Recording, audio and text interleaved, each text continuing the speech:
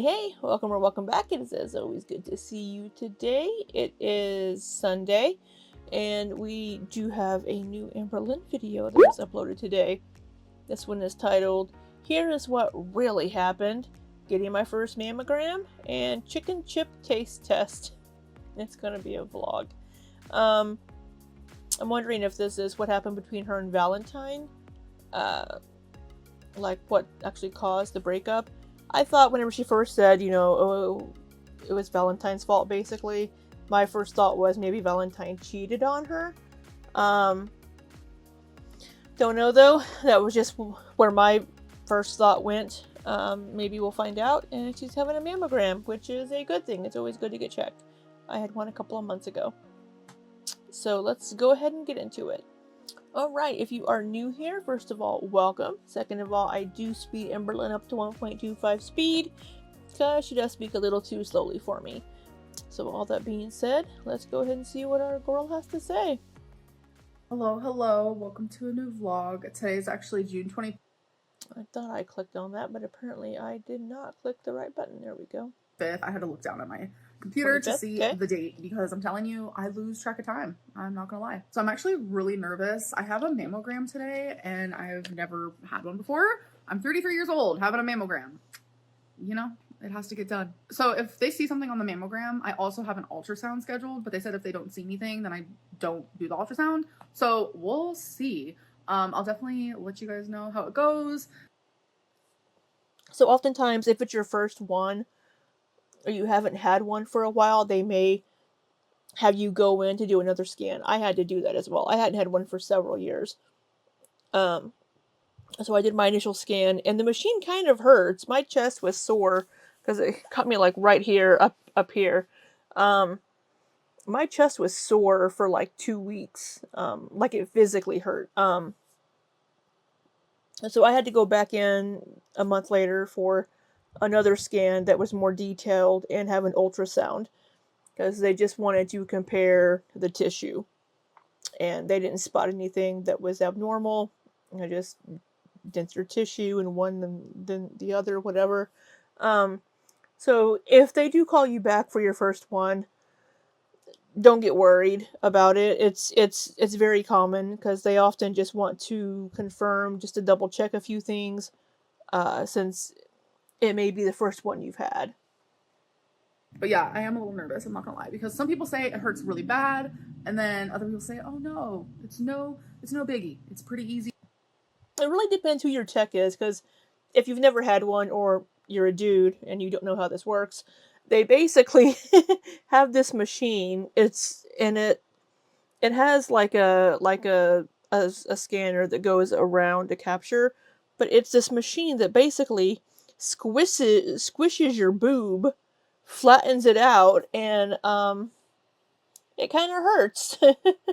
And because it'll apply a good amount of pressure, and sometimes they have to kind of put it up high on your chest to make sure they're getting all of the breast tissue in the scan. And depending on who your tech is, it can hurt. Sometimes the pressure's a bit much. Sometimes you might get a little bit of bruising, depending on where it catches you. I was trying to find something to use to demonstrate, but I don't have anything. Oh, here we go. I'll use one of my little kawaii cubes. So your boob is put on this little platform, and then the top comes down, and it's going to squish it, and then they're going to go behind, and they're going to scan, and it's going to release. But it's going to squish for a bit, and like I said, mine was. I had chest pains for like 2 weeks after, like physical, like muscle and tightness from it. Pretty simple, doesn't hurt. So I don't know. I guess I'll be the judge of that. Everyone's experiences is different, so. So I'm standing here and I was gonna choose a perfume, and I remembered they gave me like instructions before the mammogram, and they're like, You can't have any deodorant or perfume or anything in this area because it can mess with the scans. No lotions, perfumes, scents, soap, deodorant.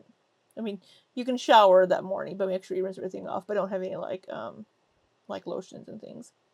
you don't get to wear lotion, you don't get to wear perfume, nothing like that. You guys, I recommend these perfumes. I got them from Amazon. They smell so good. They also have some other Ambery vanilla. scents. Out of these three, I'm living for the floral marshmallows. So good. I'm at the That's breast weird. health place, but across here, which I've never seen this in person, you guys are gonna be like, that is so dumb. It's literally a huge Amazon place, and I've never seen one in person. And I'm like, whoa, that's where everything comes from. It's like so, I don't know, Amazon. Well, that's probably one of that could be a warehouse or it could be a shipping facility. Um, I've been in a couple of different shipping facilities because they're one of the um, customers of the place I work for. So I've been in have I been in a couple of Amazons? No, I've been in one Amazon. No, I've been in a couple. Yeah, they're very big. They're pretty big. It's like a weird company, I'm not gonna lie. Like getting all your stuff so quickly, weird. I had to put this on. Yeah, they give you a little. Y'all, that was so weird. Okay, guys. Yeah, I haven't been felt up as much as when I've been getting mammograms. They're very hands-on positioning you. I have been back from my mammogram for a couple hours now. I have literally always been told that it's gonna hurt, like it's so uncomfortable. And honestly, like it didn't hurt at all. I kind of enjoy like pressure, especially like pressure to my hands while I'm sleeping. I also really like sleeping with my wrists like this. How I've always been. Sometimes I'll. Well, your wrists aren't your boobs now, are they? And it may not hurt right now, but in a couple of days, she may start getting sore. That's how I was. I was fine, like right after. But then a couple of days later, I was like, oh, I'm starting to get really sore. And I couldn't figure out why. And then I remembered I had this plate on my chest. Really sleep with pillows on top of my body because I also like that type of pressure. So I just like pressure in general. So it didn't hurt at all. I guess maybe the most uncomfortable part would be the fact that like this lady was literally like touching my boobs and like making sure it was like on the glass and like yeah, you like literally lay your boob like this and then it gets smushed. I mean, that's what it does. So they did both. What's good? Yeah, it's they're very hands on because you have to like put an arm up here and like look a certain way, and then they're up there all finagling it and making sure it's all pointed the right way. Yeah, it's exceedingly uncomfortable. About it is like I didn't have to sit there and like wait for days on end for results. They literally tell you if they see something like suspicious when you go get the test done. And not many tests are like that, especially like scheduled tests. But I got my results literally immediately and everything is fine. Thank God. So I'm sure some of you were like, why'd you even have to go? I noticed it actually after. Well, you should go regularly for mammograms after you turn 30. I mean, you really should. I didn't, but I'd had one several years ago, but you should go because you never know when something might pop up. My hysterectomy, my left boob is just bigger than my right one, and it's got worse and worse and worse. I just mentioned it like in passing to my doctor, and he was like, "Since you've had cancer before, let's definitely get that checked out." But everything is good, which I'm so grateful for. But when I was there, they told me that I should do like a genetic testing because they're kind of shocked that I even got uterine cancer at such a young age. The genetic testing, they'd be able to tell like if I'm what was the word she used? Like Predisposed. Predisposed, Amberlynn. Predisposed. It's not that hard. To like getting other cancers. I like how she edited herself there, correcting herself for that word, but for other words she doesn't. Get the genetic testing because it's definitely interesting to see. I don't know. It's not like something that I need to have done, but it'll be. I want to say it's like the BRCA gene or something, something like that they check for. Um, if you might have heard in the news several years ago, Angelina Jolie had an elective brain mastectomy because it was found that she had that gene and that she was predisposed to having breast cancer. Good to see. But yeah, it was really quick. The lady who actually did my mammogram, she was probably in her late 20s and she was just so sweet. And as I was leaving, she was like, I don't want to make this awkward and I'm definitely not hitting on you, but you are really beautiful. And I don't know, it like made my day because she was just like, you have such a pretty face. And I don't know, things like that like mean a lot to me when. Oh, and that's sweet. Like, I'm not hitting on you, but I just like totally felt you up and like handled your boobs for like 20 minutes, but you're really pretty.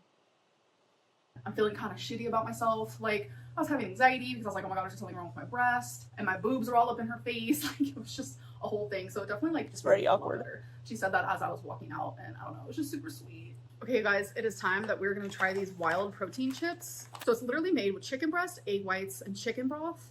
This is in the flavor sea salt and vinegar. Like, how could this be bad for this whole sea salt and vinegar? That doesn't sound very good on this. All right, Amberlynn, let us know what you think. Bag is 13 protein, which is quite a bit, like for a chip. 13 like, grams. Yeah. So let's try it. So I literally had to open it in the weirdest way ever, but you know, that's fine. They smell like potato chips because, oh wait, what is this? It comes with a little do not eat pillow pack, contains a harmless absorbent for humidity and odor. Okay, but yeah, it literally just smells like those potato chips that are sea salt and vinegar. So yeah, they look like this. You guys can get a look in there. They look like those, what are they called? Munchies? I think they're called. They're in their red bag, just basically air. Let's try it. Wow. I think I taste chicken. That is so good. Sea salt and vinegar is like thebomb.com. This kind of reminds me of like if you're cooking chicken and you like get like a little piece of it in like the frying pan or whatever, and it like cooks way longer than the rest of the chicken, and then you like take a little tiny crispy piece and you eat it. Like, it literally tastes like that, but with sea salt and vinegar. Yeah, I can get down with these. Yeah. You obviously are. And it has like the perfect texture. Like, I love that crunch. Okay, you guys, let's literally talk about this whole semaglutide, why I wasn't able to increase it. I know that. Oh, she's telling us what happened with the semaglutide, not the breakup. Okay, well, good, because it was really fucking confusing the way you talked about it. Oh, for the longevity of my channel, for the good of my channel, I was not going. What? Like, rumors will be had. People will create rumors. People will speculate. People are thinking that I'm getting weight loss surgery. People are thinking that I'm getting my gallbladder taken out. People are thinking that insurance now wants to cover my semaglutide. None of that is the reasons at all. So what happened was a telehealth company, like a credible telehealth company, a very popular one that has doctors and people to help like with your weight, like actual weight loss doctors, the whole nine. They contacted me and they wanted to sponsor me to be an advocate for their company. So I was going to actually. Oh, wow. I don't know if I would have Amberlynn be a sponsor for a telehealth. That must have been that Zoom meeting she had, and I wonder if it fell through. Start doing semaglutide through their company while being an advocate for them here on my channel. So the semaglutide is actually from the exact same pharmacy that I already get mine from. So I knew it was credible because there is a lot of companies making fake Ozempic, fake semaglutide, and that's something that you need to very much pay attention to because that is scary. Anyways, this is like a well-known, amazing company, and I was actually going to be working with them. All my I's were dotted, all my T's were crossed. I even filmed my first video of like introducing this whole thing to my channel. I do want to tell you guys something super exciting. This is actually the reason why I wasn't able to increase my semaglutide dose. I'm like so excited. Oh my god, this is gonna like change my life and maybe some of y'all's life too. So a credible company reached out to me. They reached out to me because they saw how well I was doing on semaglutide and they wanted me to be an advocate for their company. Anyways, you guys get the point. This clip is actually like 7 minutes long, but there's really no need to watch the whole thing. That I was going to be working with this company and I was super excited. Like, this was going to be really good for me. It was going to help you guys because you guys, so many people have contacted me saying that they want to go on semaglutide, and it's like, I wanted to help some of you be able to do that. But then I had this weird like feeling in my gut and I started doing research, and in YouTube's terms of service, it literally says that you cannot promote pharmaceutical drugs. Semaglutide is very much that. I am able to sit here and talk about my journey all day long, but I can't have links at the bottom of my channel directing you guys to go get pharmaceutical drugs. It's not allowed. It's against YouTube's terms of service. And that freaked me out. And I felt really bad because I had already signed the agreement / contract to work with this company. Like, everything. Do it on Instagram, TikTok. Thing was perfect. Like, I's were dotted, T's were crossed. I was so excited to do this, but I had to message the company and be like, I can't do it just for like the longevity of my channel. Like, I cannot risk the chance of losing my channel. Like, this is my career, this is my job, this is my livelihood. And it was going to be an amazing opportunity for me. Like, I have been requested to do so many sponsorships. I've literally been on YouTube for 11 years. I think like the sponsorships definitely started coming in, I would say around 6 years ago. And I've never done any. I have just declined all of them. But this is one that I wanted to take. Because she didn't want to put the work in to do it, apparently, is what she said before. And was going to take and was going to do it. I made the first video for it. And I was like, I can't do it. Like, I cannot risk it. I didn't really want to talk about it because like, I feel like not really a failure per se, but it just like really sucks that I wasn't able to do it because I felt like it was the wrong thing to do. And it literally says, like, I have it pulled up on my laptop right now. It literally is underneath healthcare and medicines on the support.google.com. This was something I was really excited for. And to be a part of that company, I was going to have to start the process of semaglutide over because they actually prescribed me the starting dose of semaglutide. Obviously, I literally have it in my fridge. Like, I was ready to do it, ready to rumble, but I just realized I can't do it. It definitely sucks big time. And a lot of people were also thinking that like I was trying to make excuses for why I was going to stop it. No, actually the complete opposite. I was ready to be an advocate for an amazing company and I had to turn it down last minute. Okay, you guys, so it is time for question of the day. It is a little different this time, but Can you show the A1C with your name? That can be anyone's. So they wanted to see her actual... Oh, where would Amber have gotten somebody else's medical report? that's because I am literally just editing this right now, and I don't feel like showing my face because I'm not wearing makeup right now. So the question of the day is, can you show the A1C with your name? That could be anyone's. So yes, I can. Here it is. So here it is. I think you'd have to be an actual sick psychopath to fake medical results. But yeah, here they are. I had them emailed to me, and that's that. I hope that you guys enjoyed this vlog, and I will see you in my next one. Bye. All right. Well, I think it's a little crazy that people mistrust Amberlynn so much that they jump to the thought of she got somebody else's A1C results and posted them. That seems a little much to me, but yeah. Well, that's interesting about the whole terms of service with the pharmaceuticals and whatnot. Maybe I should go read the terms of service a bit more closely. It's been a while since I've skimmed through them.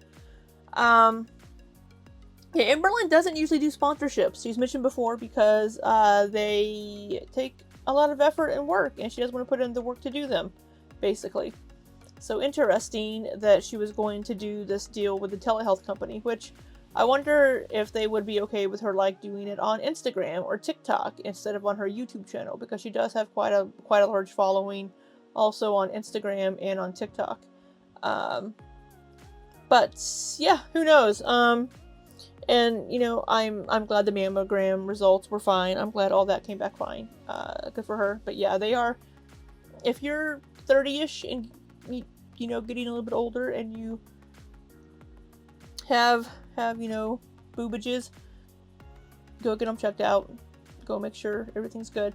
So, I think that's all we have for this one, and I hope you all have had an amazing weekend. I hope you have an amazing week to come. And until next time, be safe and take care.